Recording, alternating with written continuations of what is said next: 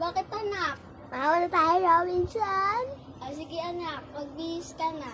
Hindi na, Ma! Andito na ako sa labas. Hinihintay na kita dito. Punta na tayo, Robinson. Hindi na. Anak. Diyan na pala anak. Masaya ka ba anak? Apa.